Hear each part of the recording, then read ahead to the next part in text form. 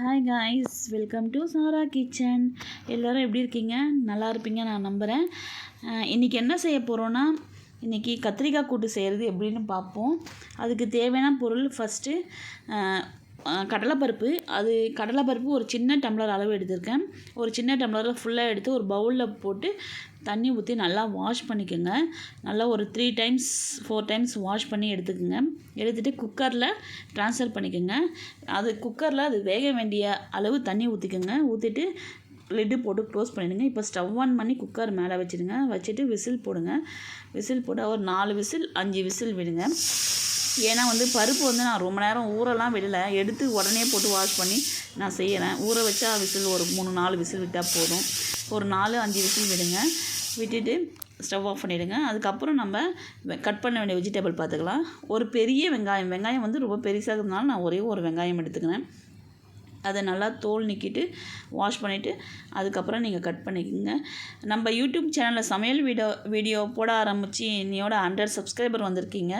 எனக்கு support பண்ணவங்களுக்கும் like பண்ணவங்களுக்கும் ரொம்ப ரொம்ப தேங்க்ஸ். என்னுடைய மனமார்ந்த நன்றிகள்.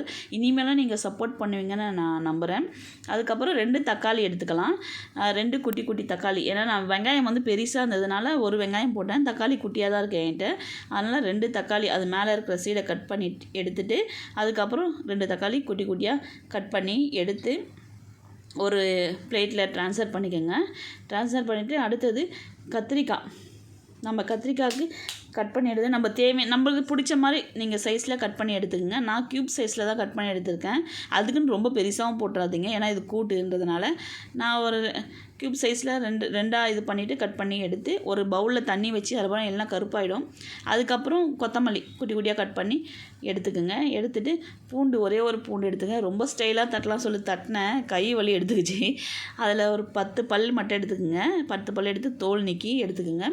எடுத்துகிட்டு அதுக்கப்புறம் ஒரு குட்டி உரலில் போட்டு இடித்து எடுத்துக்கலாம். நான் எப்பயுமே சமைக்கும் போது பூண்டும் சரி இஞ்சியும் சரி உரலில் இடித்து தான் நான் சமைப்பேன். மிக்சியில் அரைச்சி போட்டால் பிடிக்காது.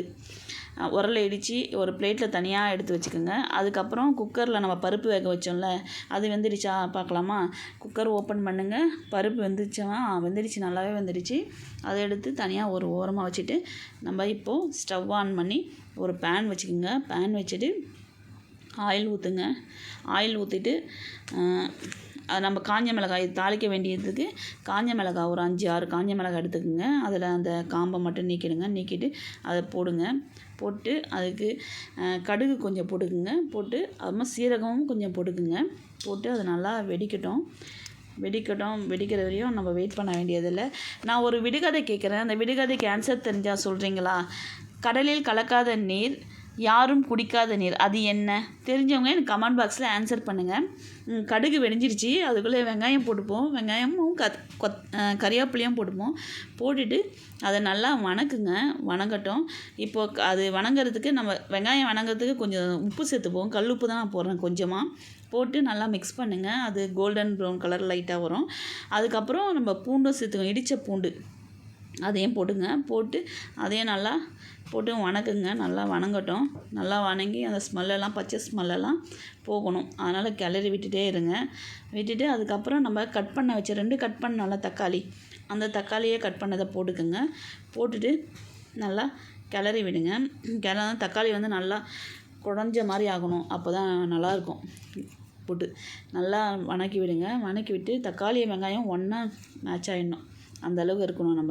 இப்போ அந்த மாதிரி ஆகிடுச்சா? அது மாதிரி ஆனவுடனே நல்லா நசுக்கி விட்டு கிளறி விடுங்க. அதுக்கப்புறம் நம்ம கத்திரிக்காய் சேர்த்துப்போம். கட் பண்ண கத்திரிக்காய் க்யூபுக்காக கட் பண்ணோம்ல, அதை போட்டுக்கோங்க. போட்டு அது நல்லா கலர் மாறணும். கத்திரிக்காய் நம்ம ஆயிலில் போட்டு கலரை சொல்லி கலர் மாறிடும், பாதி வெந்துடும். அதனால் நல்லா போட்டு நல்லா கிளறுங்க. நல்லா கிளறி விட்டுட்டு மிக்ஸ் பண்ணி விடுங்க. மிக்ஸ் பண்ணிவிட்டு இதுக்கு தேவையான மசாலா, ரொம்ப பெரிய மசாலாலாம் இல்லைங்க, ரொம்ப சிம்பிளான மசாலா தான். என்னென்னா மஞ்சத்தூள் கொஞ்சம் போட்டுக்கோங்க. அதுக்கப்புறம் மிளகாய்த்தூள் ஒரு 1.5 ஸ்பூன் போட்டிருப்போம். ஏன்னா நம்ம காஞ்ச மிளகாய் போட்டிருக்கோம், காரமாக இருக்கும். இப்போ இதுவும் போட்டுருவோம். மிளகாய்த்தூள் ஹோம்மேட் மிளகாய்த்தூள் தான் போட்டிருக்கேன். அதுக்கப்புறம் கொஞ்சம் கல் உப்பு, ஏன்னா நம்ம வெங்காயம் வணக்க சொல்லி கொஞ்சம் கல் உப்பு போட்டோம். இப்போ கொஞ்சமாக சேர்த்துக்குங்க, உப்பு அதிகமாகிடும். போட்டு நல்லா கிளறுங்க. நல்லா கிளறி விட்டு இப்போது நான் இதுக்கு தேவையான அளவு தண்ணி, ஒரே ஒரு டம்ளர் தண்ணி எடுத்திருக்கேன். தண்ணியை ஊற்றுங்க. ஊற்றிட்டு நல்லா மிக்ஸ் பண்ணி விடுங்க.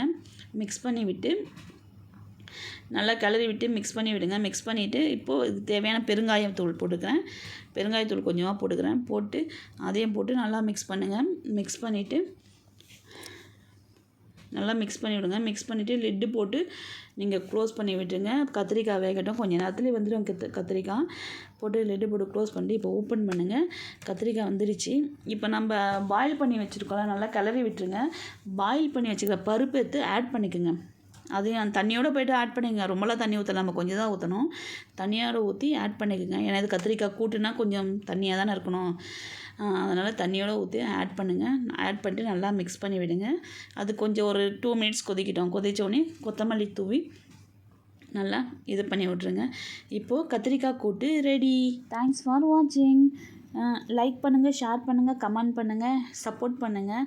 பிடிச்சவங்க பாருங்கள், பிடிக்காதவங்க ஸ்வைப் பண்ணிவிட்டு போயிட்டே இருங்க. முக்கியமான விஷயம், நான் விடுகதை சொல்லியிருக்கேன். அந்த விடுகதைக்கு ஆன்சர் கண்டிப்பாக கமெண்ட் பாக்ஸில் சொல்லுங்கள். நான் எல்லார் ஆன்சரும் நான் பார்ப்பேன் கண்டிப்பாக. தேங்க்யூ.